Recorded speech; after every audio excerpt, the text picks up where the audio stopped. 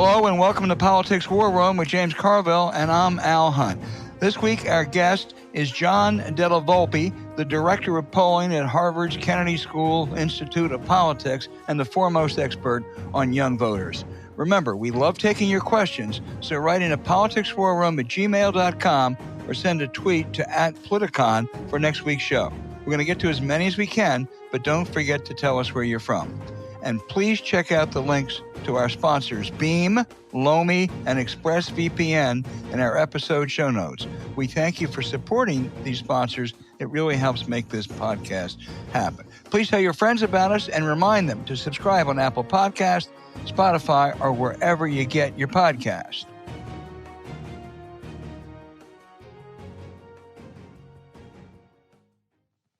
James, I don't know how it is across the pond. You're in London. I see where David Cameron is backing government. He's the one responsible for getting Brexit on the ballot disaster. But things have gotten even crazier since you left. Some highlights. The House, with overwhelming Democratic support, and most Republicans, but not the crazies, passed a budget. They actually decided to kick the can down the road that'll get us until January, early February. That is postponing the inevitable, and it's better they did it than not do it and have the government closed in a couple days. But the fight's going to continue next year, because the only way they can pass something in the House, it seems clear now, is with Democratic support, and that's going to drive the crazies crazier. There also were they postponed the inevitable about having to deal with aid to Israel and Ukraine. More exciting in some ways, there was a lot of good extracurricular stuff. James, you're a big boxing fan, I know. Yeah. You could have put some stuff on HBO or ESPN. Kevin McCarthy bumped, sideswipe, push that Tennessee Republican who voted, one of the 8 to vote against him. I don't know who's more bitter, Kevin McCarthy or Donald Trump. And over in the Senate, the new senator from Oklahoma got up and challenged the head of the Teamsters to a fight in the middle of a congressional hearing. It took Bernie Sanders to bring order. Well, God, it's fun to watch stuff. Said and that Trump is maybe now, this guy's he's now openly Christmas using fascist, actually Nazi rhetoric this time, when he vowed to get rid of all leftists, all communists, all Marxists, all radicals that he said are the vermin of politics. You know, he could be accused of plagiarizing. That's what Hitler used to talk about.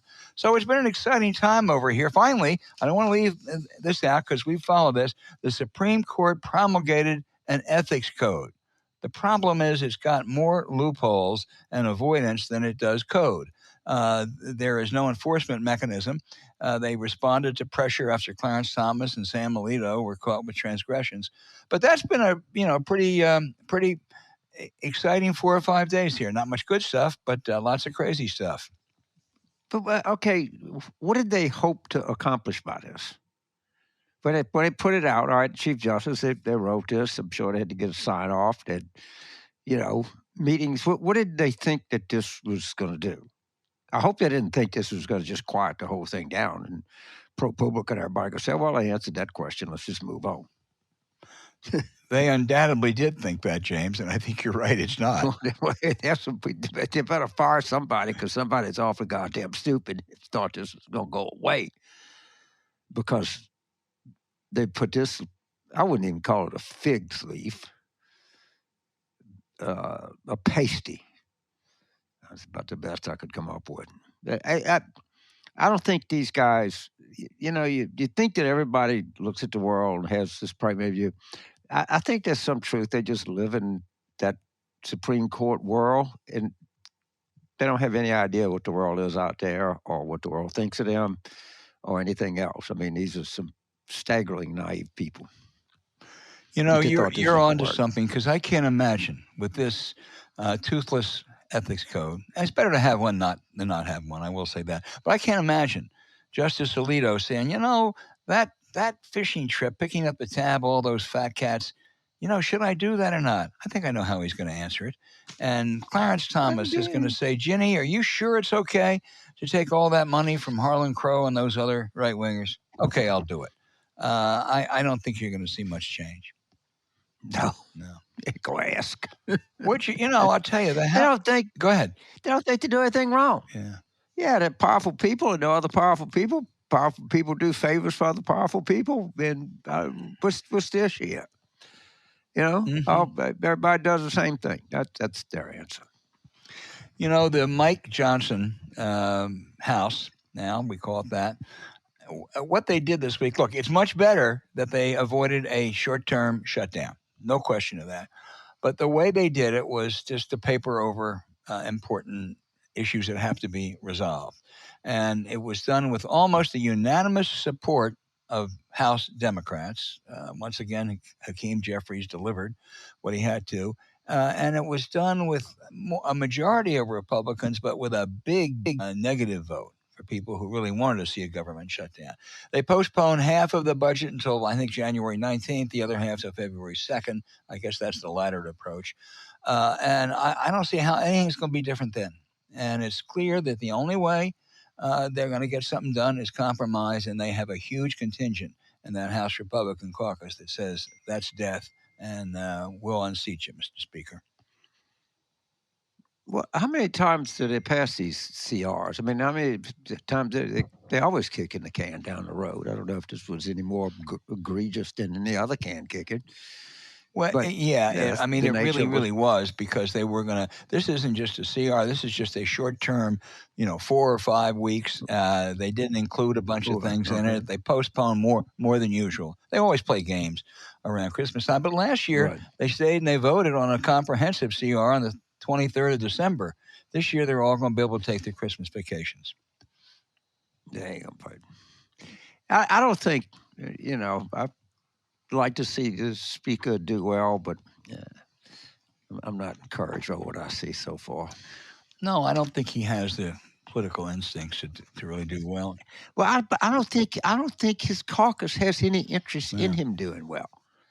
I mean, I don't think he can go to Matt Gaetz and say, Matt, look, the party's trying to hang together here. If you can give us a couple votes, maybe we can get something and we can help you down the road. They don't care. They're not interested in it. Yeah. They're interested in their own, who responds to who sends them money. It's a breakdown of everything. It's particularly a breakdown over there because Pelosi, no one wanted to face her with this kind of stuff. They're not scared of this guy. Not at all. The two things that matter most for a House Speaker are political instincts and the ability to engender fear. And that's what Nancy Pelosi had better than anyone I've ever known in that post. Tip O'Neill was a second. But these guys don't have it. They really, really don't have it. And I don't see it. And, the other thing you do, but Kevin McCarthy could do, and clearly Pelosi could do it, they could do 211 fundraisers a year, And I don't see this guy's doing that or being that big of a draw outside of the, really. Well, he'll be a big draw with the religious right, the Christian nationalists, white Christian nationalists, but they aren't the big contributors.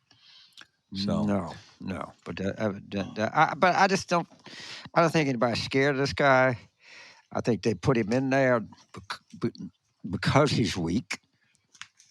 I mean, and if I was his advisor, which I'm not, I would have said under no conditions should you take this. And if they want you to take it, then they'll make them do it on your terms, not their terms. The only way he should have taken it was to get a commitment to change the rule that allows anybody to raise the vacate the chair motion, because it's going to happen. I mean, Matt Gaetz and others like that. They love chaos. They love a breakdown. They don't care about the idea that him or Trump or any of these people. The only good thing I can say about them, they don't really give a shit about the Republican Party. I mean, you can't. I mean, and you talked about it early, but all this fisticuffs here, and then you watch the Michigan, they're all fighting everybody. That comes out of great frustration, and they're a very frustrated political party. They really are. Yeah. And they don't know what to do. The abortion thing has got them. they completely, I don't know how they could have missed it. They completely didn't see this coming. And they keep losing these elections, and they go home, and people are screaming at them, and donors are screaming at them, asking, what the hell you think you're doing? And they don't like it at all. And it's just a big problem they got. They really do. And on top of that, James, they have the huge specter of Donald Trump. And they I think if they took a private vote in the House conference, I think Trump would lose 2 or 3 to 1. But they won't stand up to him. This week, nobody that I'm aware of any note in the Republican Party, stood up to his talking about we're going to eliminate the vermin. He plagiarized. He plagiarized Adolf Hitler. But nobody stood up to him in the Republican Party. I completely get where you come from. I think that more of these people actually believe that. Yeah. All right. Yeah, I do. I'm certainly not going to say all of them, but we're like cousins thinking, well, they're kind of saying people they can't do anything because they live in fear, and they know if they do that, Trump will primary. Of course, that's true. I just bet you that more than a few of them actually believe this shit. I really do. In Mike Johnson, you look at the intensity on that guy's face, and I'd like to just ask one of them: you voted not to certify the election? Did you believe the election was stolen? And it's, well, we just wanted to look at some more documents, blah, blah, blah, blah, blah. I mean, I just think sometimes you got to take people at face value. I think these, not all of them. I don't know if a majority, but a lot of them believe this crazy shit. Well, you're right. The litmus test, the easy answer should be, was the 2020 election legitimate? If you don't accept the legitimacy of elections, and this one was more legitimate than some others, it was been called, one of the best elections ever held. But they're going to say all we wanted to do is get to take another look. 43% of the people of the country didn't think this. And this is the thing: if X% of the people want this, then X% of the people don't believe in evolution. Does that mean we should stop teaching biology? X% of the people believe the Earth is flat. Does that mean we should stop flying airplanes? I mean, that's always the answer. Well, look at all the people that thought it was stolen. Well, I don't care what they thought. There was no evidence ever came forth. 60 different court cases. I didn't get relief in one. I got some minor, insignificant relief somewhere in Pennsylvania out of 61 lawsuits. But you can't. The problem is we think that they just do it for their political ass, or they do it because some of them believe that. Mike Johnson might believe that men and dinosaurs walk together. I don't know that. But he just might. I think that you're right. Every case they lost. I hate to even say there was no evidence because it's such a silly proposition in so many ways. And Ben Ginsburg, who, as you know, for up until the Trump time was the leading Republican expert on elections, and said that he's never seen an election that was won by 10,000 votes that later was declared illegal or flawed. It just doesn't happen. Maybe 400 votes. Maybe there was one in Charlotte, North Carolina, several years ago, but never one with that kind of margins. And he said the notion of fraud is just non-existent. But they don't want to hear that. But right. But again, but the question is, certainly some don't want to hear it because they know it's the truth. I don't know no way of telling. I think some of them don't want to hear it because they don't want to believe it. They want to believe that. I don't know. It's some crazy people in this world. That's all I can tell you. I mean, really crazy.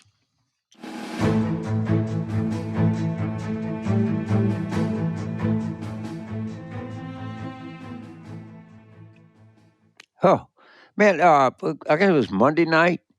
I woke up at 3 o'clock and I just knew I wasn't going back to sleep. And of course I didn't. And I felt off all day Tuesday. Last night, I overslept, and it was the best thing could ever happen to me. Somebody called me. It was 8:30 in the morning. I go, geez, I'll never sleep that late. Look, being No. well rested is critical to improving our moods, our relationships, and our careers. And poor sleep can even cause you weight gain, bad moods, and poor mental health. Not to mention, you'll get a lot less done. Even worse, not getting enough sleep is linked to reduced white blood cell counts, which are the key to fighting illness and staying healthy. I mean, I find, James, sometimes if I can't get to sleep 4 or 5 in the morning, I get up and I try to think what to do, and then I go to the refrigerator. I just do it I don't know why I do it, but I just do it because it's something to do. So it is bad for you. But, you're smart. Sleep is the foundation of success, making a great nighttime routine non-negotiable. It's why we love Beam Dream and want you to know about it too. I mean, healthy hot cocoa for amazing sleep. Yes, please. Beam's Dream Powder is as good as it gets. And now we're sleeping better than we have in years. That is really a big deal. So today, our listeners get a special discount on Beam's Dream Powder, their best, selling healthy hot cocoa for sleep with no added sugar, and it's now available in delicious flavors like sea salt caramel, cinnamon cocoa, and chocolate peanut butter, which is always my favorite. Now, we can say that better sleep has never tasted better because Dream contains a powerful all-natural blend of reishi magnesium, theanine, melatonin, and nano CBD to help you fall asleep, stay asleep, and wake up refreshed. Its creators come from a professional sports background where peak performance always matters. And I know, James, you can go to a lot harder during your daily runs after a nightly cup of Beam. Don't just take our word for it. A recent clinical study revealed Dream helped 93% of users wake up feeling more refreshed. And 93% reported that Dream helped them get a more restful night's sleep. We really love those odds. So find out why Forbes and the New York Times are all talking about Beam and why it's trusted by the world's top athletes and business professionals. Now, if you want to try Beam's best-selling Dream Powder, get up to 40% off for a limited time. Go to shopbeam.com/warroom and use code warroom at checkout. That's shopbeam, BEAM.com/warroom and use code warroom for up to 40% off. And you also can find the link to Great Sleep in our show notes.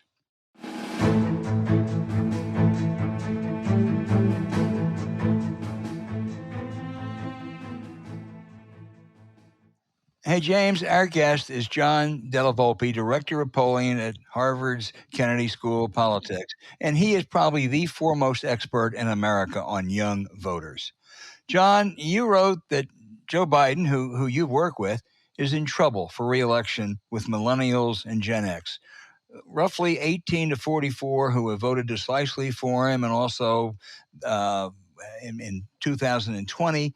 But they're bothered by, I guess, his presidency. But a new concern is the Israeli-Gaza war that compounds this problem with young voters. What on this issue and others can Biden do to turn this around now, John? Hey, listen, thanks so much for having me. It's bigger than one issue, I think, Al. It's about, listen, every cycle there is a new generation of younger people thinking about politics for the very first time, okay? And those folks are generally kind of motivated as much by their values as they are about the transactional nature of politics. And the very first thing they look at when they're thinking about voting is, does my vote make a difference? What was the difference in my life today relative to when I voted or my friends voted a couple of years ago? And how does that translate to making myself, my community, my country better? And what we've seen when I compare this electorate in 2024 with the electorate in 2020 is it's a group of young people who are more cynical, who are less connected to the Democratic Party, and tell me they are less likely to vote. Their attitude is in a pretty dark place right now when it comes to politics and it comes to government. And the point of the piece that you referenced, Al, is that they have this negative attitude. At the same time, they're flirting with the independent candidacies of Bobby Kennedy, of Cornel West, of potentially others. And I think it's essential that the president and the vice president begin to connect and reconnect with this electorate, and let them know that they're listening, that they're here, and that because of the votes of young people a couple of years ago, America is a very, very different place. Well, that's the message. I think that's where we need to start. Well, you're so right, and that's a record that should appeal to these young voters. Canceling some student debt, lots of jobs, many well-paying, progress on climate. But from my reporting, and you've done a lot more, both students that I've taught and my kids' friends, the most intractable issue is age. People just don't think he's up to it now, much less in 3 or 4 years. How do you turn that around, John?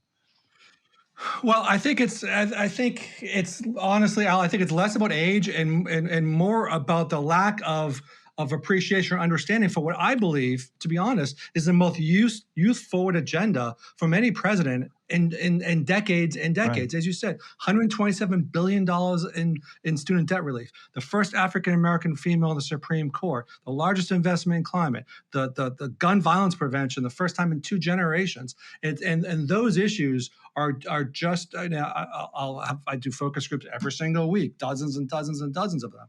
And it's few and far between the number of young people who are familiar with any of those accomplishments. So listen, I don't think it's solely age. Bernie Sanders is far more popular and he's older, right? So it's less about age and more about values and vision and communicating about the accomplishments of this generation. And then let's get that settled. And then you can talk about what age means relative to President Trump, former President Trump in the future. Well, most of these young voters, as you've noted, aren't going to vote for Trump. I mean, he's on the bad side of almost every issue that they really care about. But you noted there was a poll, I think, that said 40% of millennials or Gen X might, as you said a minute ago, vote for Robert F. Kennedy or Cornel West, or if no labels run someone, or even the infamous Jill Stein.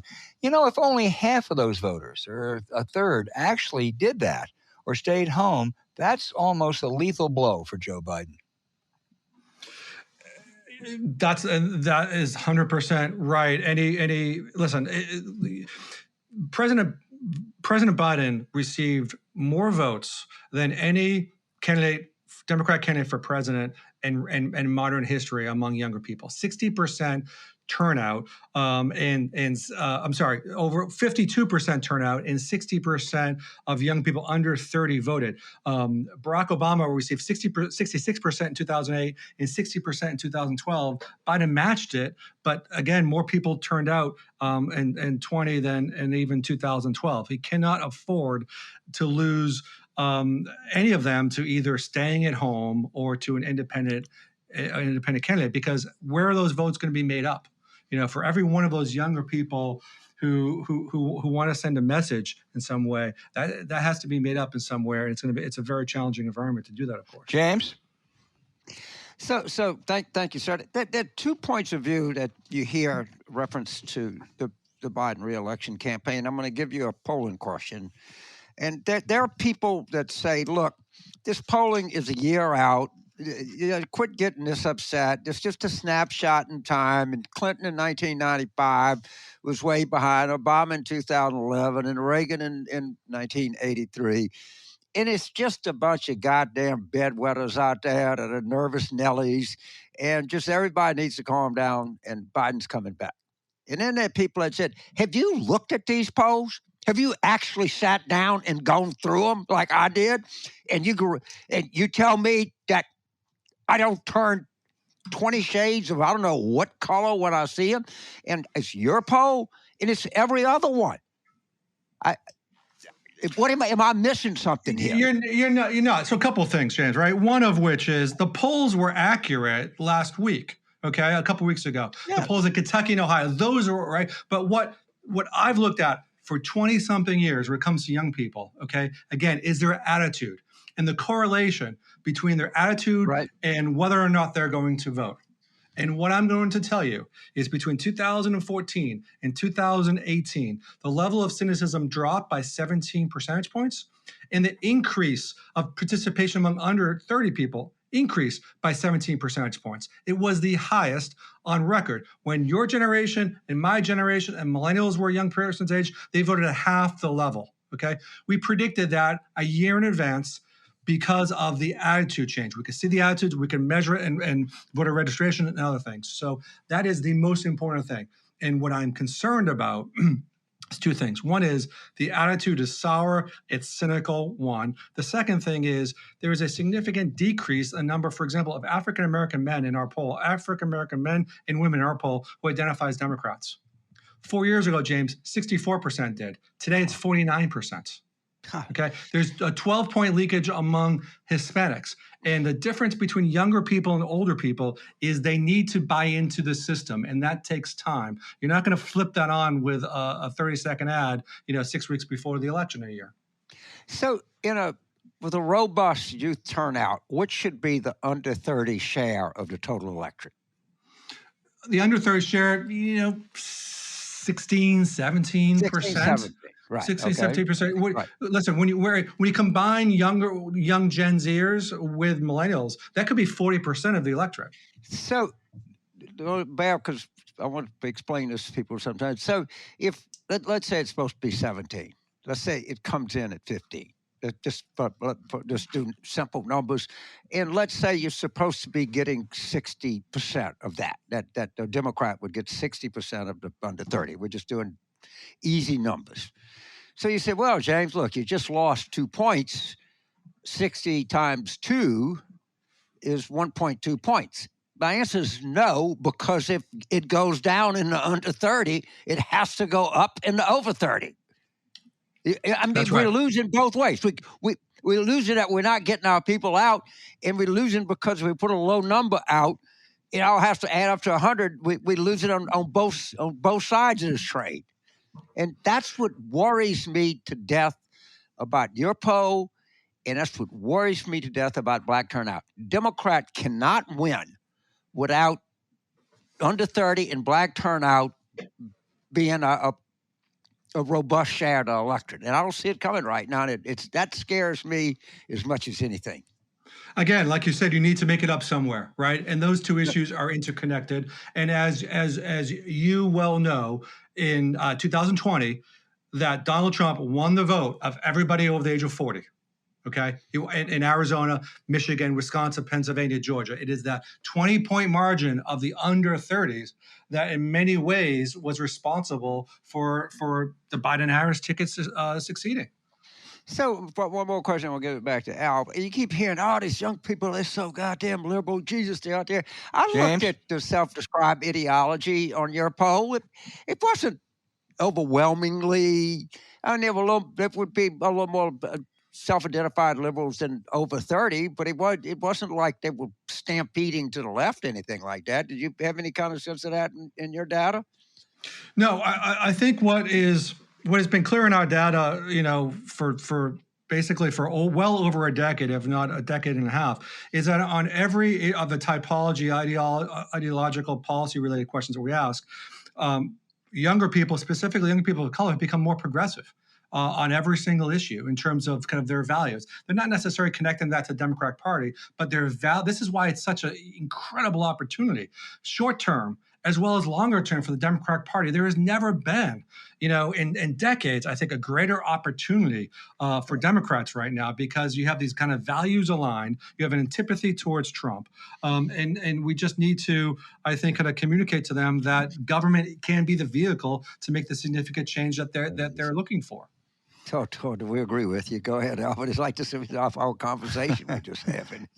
So like the opportunity is. John, it's interesting. You mentioned 40%, maybe 17 and 23, because I looked at the Ohio exit polls of last week. I don't have the same confidence in exit polls than I do in Della Volpe polls and others, but still, it was instructive. And I think it was exactly that. I think it was 40%, and they voted more than 70% for the pro-choice side, abortion rights side.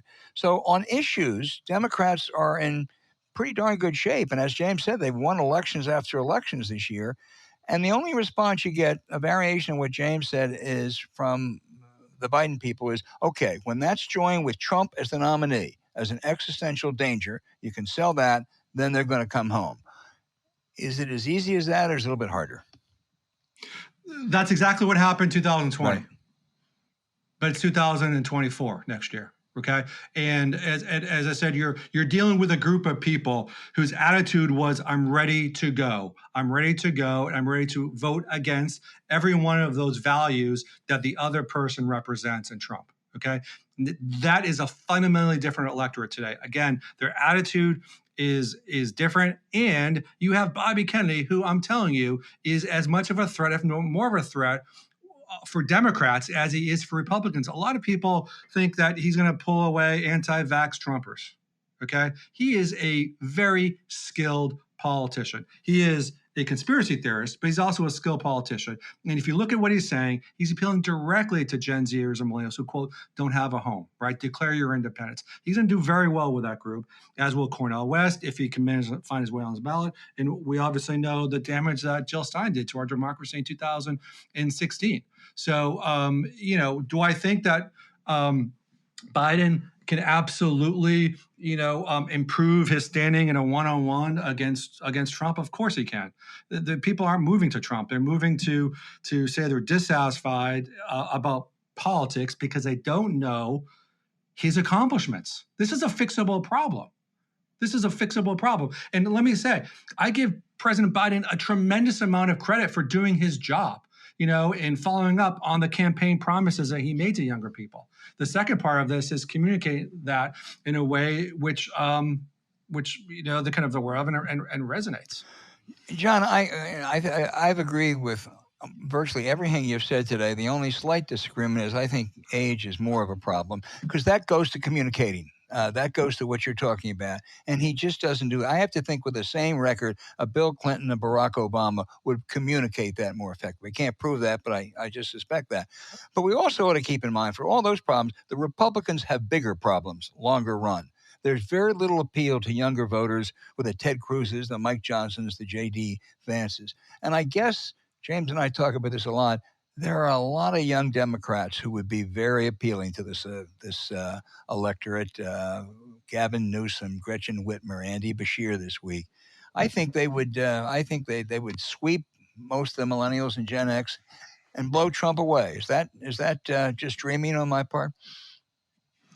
I don't know. I think Democrats have a significant advantage, especially in Democrats have a significant advantage again, just based upon the values and the vision and the connection with, again, not just 17%, but roughly 40% of the electorate. Right. And listen, what younger people tell me is, and here's a question: they tell me that, what, you tell me to vote, I vote, and every single year I feel like I'm losing more and more rights. Okay, that's what this, I think, kind of campaign in many ways is about. The degree to which you can show that the president and his team around him, he's not a single solitary figure, are fighting for those rights, to expand those rights and protect the vulnerable wherever they are. You're right. I mean, it's demonstrably untrue that they are losing these rights, and it's also demonstrably true that with Donald Trump, they would lose a hell of a lot of rights. But you have to communicate that. We always assume it's going to be Trump. Probably is. But if, say, a Nikki Haley were the nominee, I think Biden would be doomed with young voters. Again, I don't know if he's going to be doomed. I don't know. It's about margin, right. Al. Yeah. Right? It's about margin, right? And in a traditional two-way race, a Democrat needs to get to 60%. John Kerry failed. He got to the mid-50s. Hillary Clinton failed, and it was just Biden in the two Obama elections that got to 60%. Of course, that's different with a multi-candidate field. But listen, is she potentially appealing on paper? Yes, but once a young woman and a young man listen to what she has to say about choice, I think she won't be nearly as popular as people might think. Yeah, James. So, what are the issues where there's a real age divide, the under 30, over 50? Is it what we think, or is there anything would surprise us there in terms of the where there's a real gulf? You know, there are a couple of things around education. All right, around school choice is one thing that comes to mind very, very quickly. Where kind of older Democrats are are repelled by the idea of school choice. Younger people, they believe in choice across a variety of things, including education. That's one thing that comes to mind quite quickly. And of course, I think Paul, today in terms of policy related to Israel and Hamas and the war or something too that divides generations. To put a finer point in terms of the opportunity that Democrats have, there are some issues where younger Republicans and younger Democrats have more in common than younger Democrats and older Democrats, or younger Republicans and older Republicans. Give you for example, unions, James. A younger Republican does not have antipathy towards unions, specifically teacher unions. In fact, a lot of the polling that I do, there's more favorable than unfavorable views. So this is a generation that grew up, I think, with a similar set of experiences.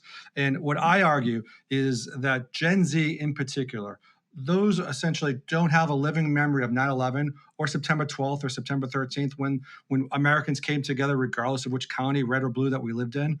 This has been a generation that has been raised in, I think, an era of unique chaos and trauma, unlike anything in perhaps 7 decades or so. And it's those values and those experiences, from the Great Recession to school shootings to opioid abuse to depression and suicide, mental health to COVID, climate crisis, et cetera, that has formed like a set of values that in many ways transcend traditional partisanship. And there's, again, just a tremendous opportunity for Democrats to communicate that you can get more done working within the system than you can by checking out and voting for, throwing away your vote for Kennedy or West or Stein. So I get in 1960, but by that time I was 16 years old on Election Day of 1960. I was Catholic, grew up in Louisiana. I was about actually starting a formal political ideology. It was all based on civil rights, but I was, pretty much a National Democrat by then.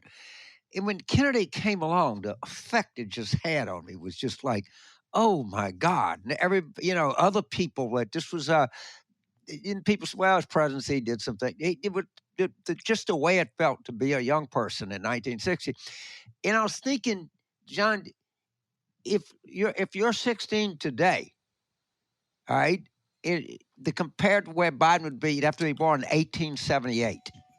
So in 1960, I'm going to see Al Smith give the inaugural address, and I'm going to be. That sometimes you just need some generational replenishing in the country. And a group of people, I don't get a sense that these young people are very fired up, excited about very much in American politics right now. You're 100% right. And that's clearly the challenge, right? And Bernie Sanders, I was at an event recently where he said, listen, we need to be mature. Right. We're going to have to get to a place where we may not collectively be incredibly enthusiastic, okay? But we need to make a kind of a grown-up decision here and understand what the consequences are so if we don't support the words, president, right? Right. We need to be mature. We don't need to be exciting. We don't need to like get people fired up. Politics is a game of maturity and alternatives. And we wonder why people don't get excited and vote. I mean, that strikes me. And I'll ask Bernie Sanders, to his credit, he's really, what he did with that stupid Mark Wayne Mullen was really remarkable. And he is a responsible guy. But man, I see lethargy down below. I see lethargy. Yeah, James, I'll tell you one thing though. On the grassroots, when we look at like Maxwell Frost in Central Florida, and you're looking at the state senators, the state house, we saw some in Virginia, and even the school committee. It's going to take years. Okay, but there is a level of excitement in some of these communities, these college campuses. That's what Democrats have gotten really, really great at. just the last couple of cycles is organizing these college campuses. You have 90% Democratic share in some of these precincts, and there's been a lot of investment from inside and outside the party, and they're organizing again based upon what we're talking about, based upon showing that this election makes a difference, the changing the attitudes, and then as well as mobilizing people. So at the grassroots is opportunity to be optimistic, but again, I think you're right. This is going to be a different kind of election. Well, James brought up Jack Kennedy, and I remember reading that either right before he was president or right afterwards.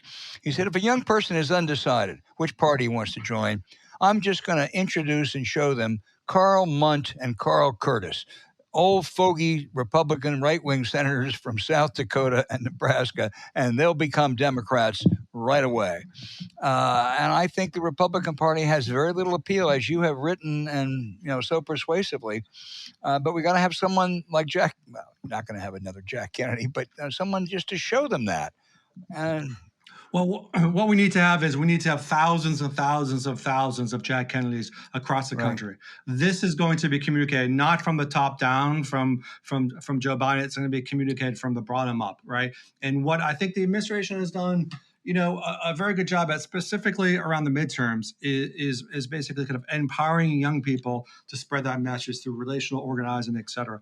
I think Vice President Harris has done an excellent job of late going out to where young people are on college campuses. She's been met with, I think, a tremendous level of support by just showing up and listening, and kind of challenging them to thanking them for what they did and challenging them to do more. But this is the kind of thing where it's going to be these like micro influencers, and including all of us, I think, who need to kind of remind younger people of it's a different and better country because of their participation in 2018, 20, and 22, and they have to continue to do that. They need to continue to help us get to a better place. Well, John Della Volpe, you've been a fantastic guest. We've got another year to go.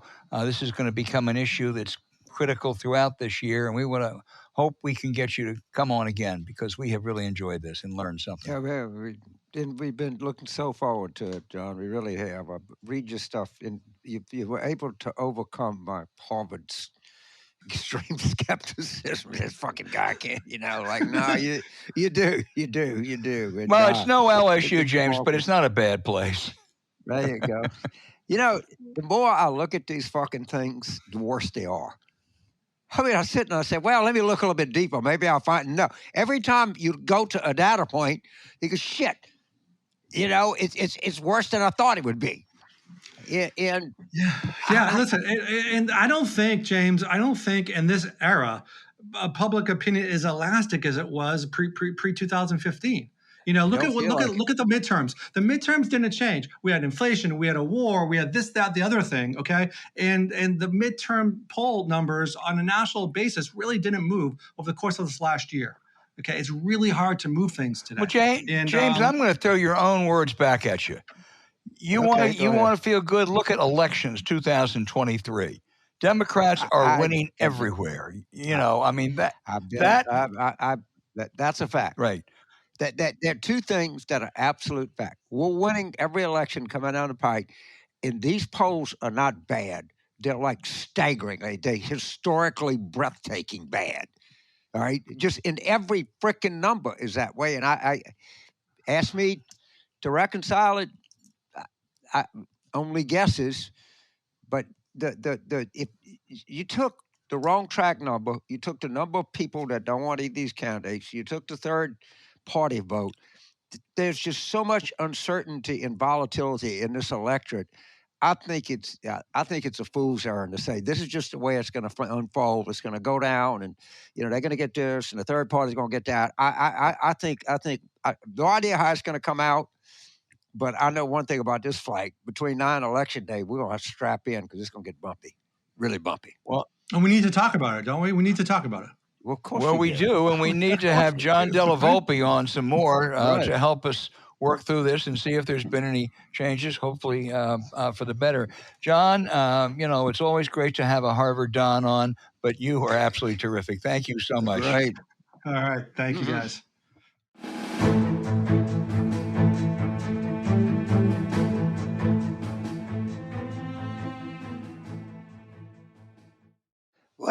It's not only quick.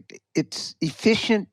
It helps you. It's a hell of a product. It's a great way to get rid of waste, and your waste doesn't have to die. You can use it.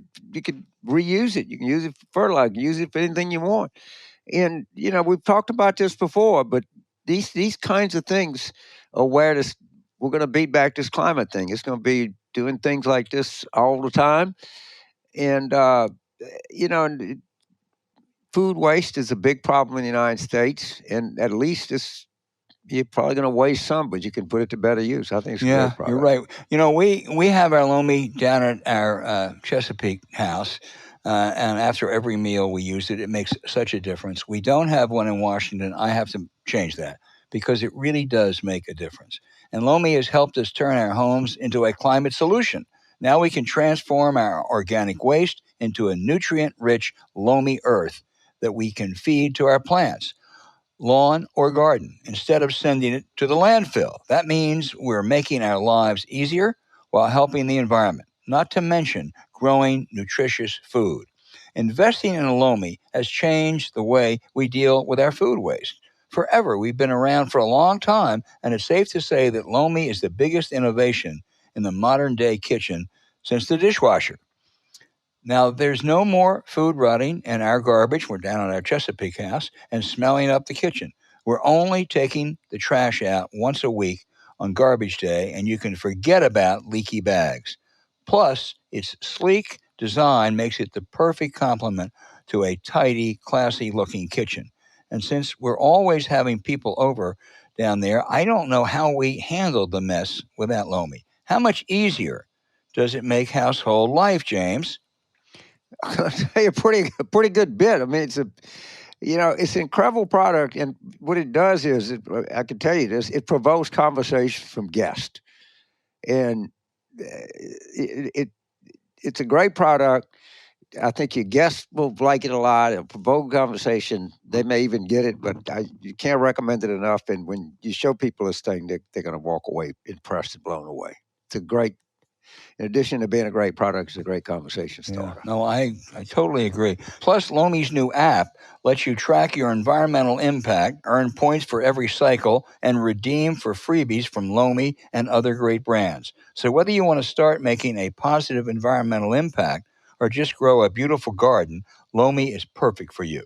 Head to lomi.com/warroom and use the promo code WARROOM to get $50 off your Lomi. That's $50 off when you head to lomi.com/warroom and use promo code WARROOM at checkout. Thank you, Lomi, for sponsoring this episode. Remember, you also can find the link in our show notes.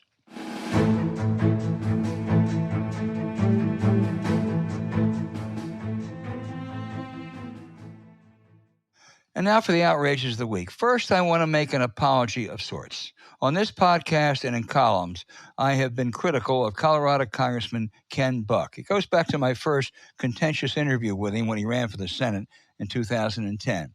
He is a right-wing, honest conservative who also has some principles. He told Jim Jordan and Steve Scalise he'd only vote for him for Speaker if they acknowledged the reality that the 2020 presidential election was legitimate, fair. They refused, and he didn't vote for him.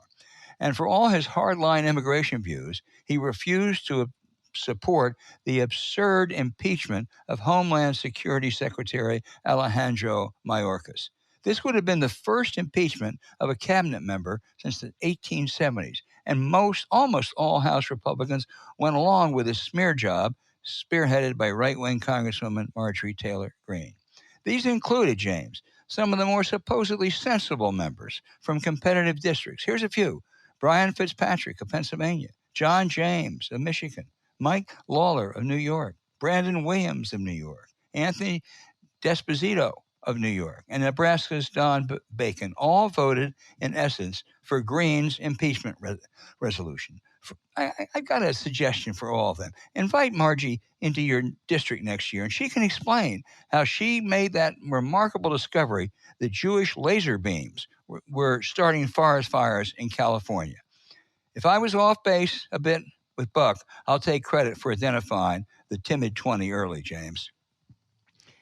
No, absolutely. So it's an ongoing outrage. So in Wisconsin, Judge Peskowitz wins. Then they try to impeach her before she decides a case because they have no intention of following the will of the voters or referendum, anything. So then we go to Ohio. So they lie. They try to do everything they can to mess up the scheduling, the wording, the confusion, and people caught on, and the thing goes down by 13 points, which is like landslide on top of landslide in Ohio. And of course, the Republicans in the legislature are already introducing legislation to strip the Supreme Court from the ability to interpret the state constitution.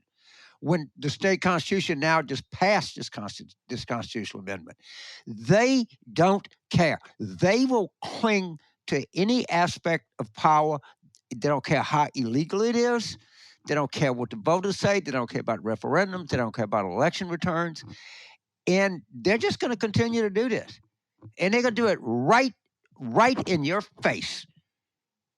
And they're going to continue to once people of Ohio made a staggering statement of what they wanted and what they thought about all this, it ain't going to slow them down. They have no intention of listening to. Yeah, no, You you're so right. Theocrats.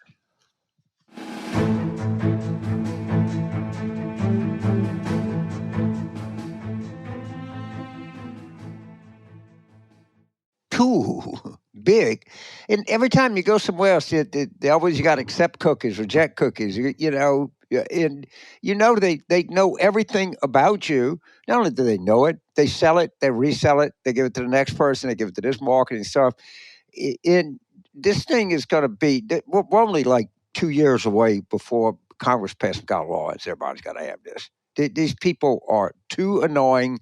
They're too aggressive. They sell anything. They'll bother you for anything. If one or more things pop up on my goddamn computer screen, I'm going to throw something at it. But Yeah. that's just where we are. Same feeling. So, you're absolutely right. You know what they're doing with that information. And, really, a new threat is that big tech companies today are masquerading as privacy companies. Just fix your privacy settings, turn off app tracking, and you're all good, right? Wrong. Are we really supposed to believe that the big bad tech wolf has now turned into our sweet grandma? Big tech literally feeds on your information. That's how they make money.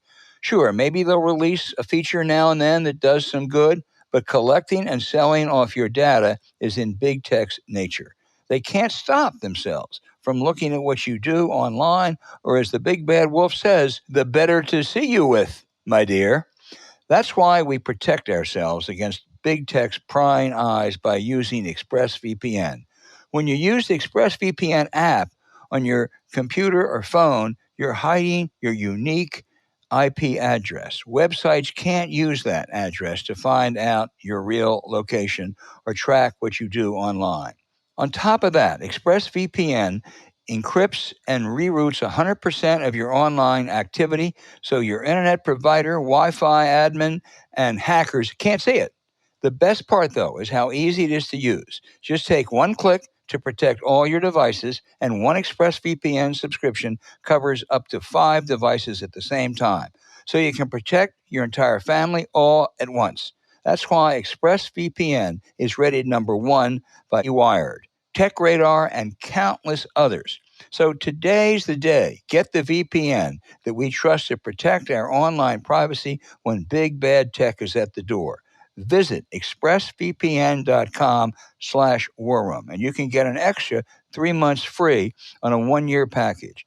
That's expressvpn.com/warroom. expressvpn.com/warroom to learn more or find the link to online safety in our show notes.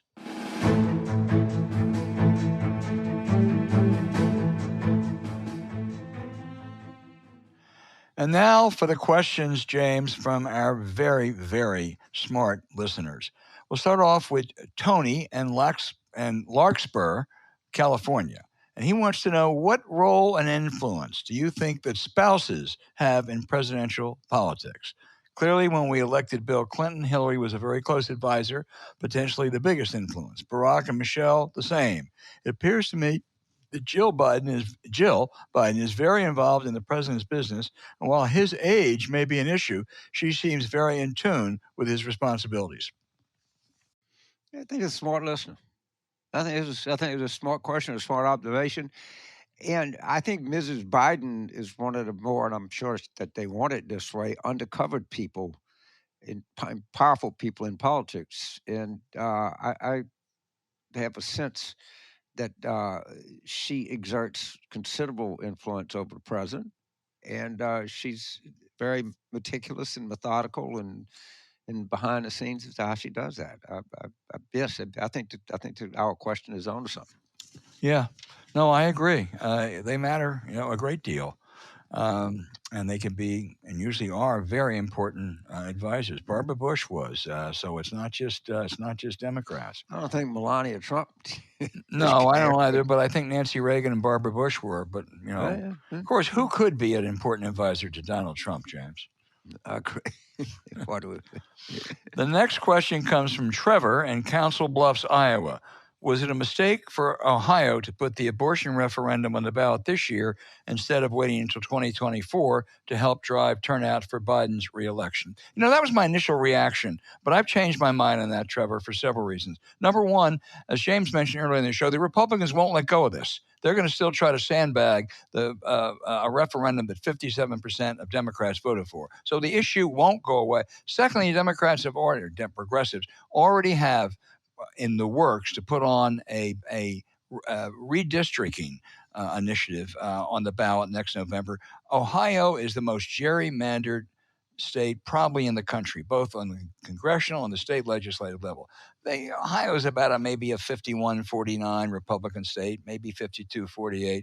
They have 70-75% in the Ohio House and as representatives in Congress, and they are incredibly arrogant because it's also maybe one of the most corrupt states in the union, and they get away with it because they have such it's a surefire win in some of these districts, no matter what you do. So I think that'll be a big plus next year, and I think abortion won't go away. But James, you may have a different view. I do have a somewhat development to take issue with your view. People say things, it gets said and resaid, it just become sort of part of the background, it's part of the wallpaper. Mm-hmm. And one of the things that is said on these social issues like abortion or something like that, you really, the committed conservative, they have the network, they have the churches, they have the evangelical, they have the whole thing. And if we put these, you can't win it if you let everybody vote. But by putting it out there, see Kansas, see Ohio, and we try to rig it where people won't find out about it. Of course, people find out about it, and not only do they vote these things down, they vote them down like crazy, like double digits every time. And I don't know if somebody's going to sit in some meeting and say, maybe we ought to just let's try putting it on a ballot where we think everybody's going to vote, because we're not doing very well putting it out there and depending on our people to show up and theirs to go to sleep, because their people are not sleeping out there. I think this is just the political business, which can follow the last person said, the person before that, and the person before that. And it's just inbred that these low turnout elections help right-wingers and social conservatives. And I think that may be true at one time. But I think that whole theory needs to be, well, I hope they don't rethink it. Just keep doing it. Keep getting your ass beat. Why am I telling you to rethink it? James, the next question is from Jim in Babcock Ranch, Florida, who says, it seems both parties may be about to nominate presidential candidates that most people don't want, simply because showing them the door would cause the candidates' feelings to be hurt. With the stakes so high, and with you all as notable exceptions, why are we all so afraid of the unvarnished truth? Well, I'll give you what I think to be the answer. And I don't know it, but I think people like Joe Biden. Understand that. And that matters. And I hate when I feel like I compelled to say, have you looked at these numbers? They're really not good, and you really ought to think of this. But how, I was telling somebody in London, when you see these numbers, it's like walking in and seeing your grandma naked. You can't unsee them. They're just there. They're not, the image is just like there. And I do think if Biden were a less popular guy or less deeply respected and held in real affection up and down the Democratic Party, I think someone would have done this. No one wants to do it because everybody likes him. Well, he doesn't get enough credit. He really worked hard. If you look at the real numbers, it should be better. And I don't know if the public's going to change their mind on this. I mean, y'all asking us a lot to believe that all this is going to miraculously change as we get close to election day. Yeah, I agree. I hope you're right. I think the difference is that they like Biden and they fear Trump. I mean, Republicans fear Trump and why they don't take him on, and Democrats like Biden. Well, there's a lot of Republicans running against Trump. There are no Democrats running against Biden. Well, you do. You have one running against him up in New Hampshire. Dean Phillips. All right, that's speaking. All right, I got D. We'll see what D. Yeah. But okay, Paul in Dane County, Wisconsin. We know about Dane County. Ask, what would you put on the list of top 3 to 5 bragging points for the Democrats to keep hammering the media with in 2024? Paul, first of all, Trump, for sure. But to give you others that I think do have a lot of resonance, if done well, is abortion. We saw that in Ohio. We saw it in Kansas. We've seen it every place it's been on the ballot. And you have a Speaker of the House who wants to ban all abortions and also ban, by the way, gay marriages. So it's not just an academic issue, if you will. I think another issue that could really resonate if handled well in 2025, both the Trump tax cuts for the wealthy and Obamacare subsidies for struggling middle class and poor people will expire. So, each candidate ought to be asked, what are you going to do? Are you going to extend all the Trump tax cuts? That would add, trillions to the deficit over a period of 10 years. And these are guys who talk about deficit as deficit hawks. And do you want to do away with the Obama subsidies? James, when they were first enacted back in 2015 or 16, they were really unpopular. Today, you try to take them away. And I think that'll be a problem. So I think that if done well, Paul, the Democrats have some great issues to run on. Well, yes, and they should make them answer the question: are you going to renew these tax cuts for the wealthy? Right. Are you going to renew these subsidies? In other words, get the ball right in their face. The other one that I think we could, obviously, the best employment numbers we've had, not even in the last 50 years, maybe since World War II. But the big one that people don't know about is the pharmaceutical prices were actually negotiated lower for some drugs. The first time anyone has ever done that. We got to start. Let's keep the momentum going. Let's start reducing more. People with diabetes, which is prevalent in ways we can't imagine in the United States, are going to get the drugs they need. They're going to live. They're going to live longer. They're going to have better lives, and they're going to be able to afford them. And we're going to keep doing that. But if you ask people, do they know that? No. You have to tell them to the point of you get sick of it, the repetition. That's the only way to do it. Yeah, no, I think you're absolutely right on that. Craig in Natick, Massachusetts. James, this is for you because he says, other than sending campaign contributions, can you suggest ways to get involved? I really would welcome your ideas on how to actively support candidates where my help might matter. Well, it depends on what your skill set is. If you do have a skill set, of which I don't, so don't feel bad if you don't, at research, or if you think there's a project that a campaign can have that you can undertake, call them. Call a research director and say, well, maybe I can't move to Las Vegas or Phoenix or Helena or wherever the campaign is, but I could work on this project. I could have a certain. I don't. Without knowing what your skill set is, what your passion is, what your interests are you able to pick up and leave and go somewhere? Do you have to do it from home?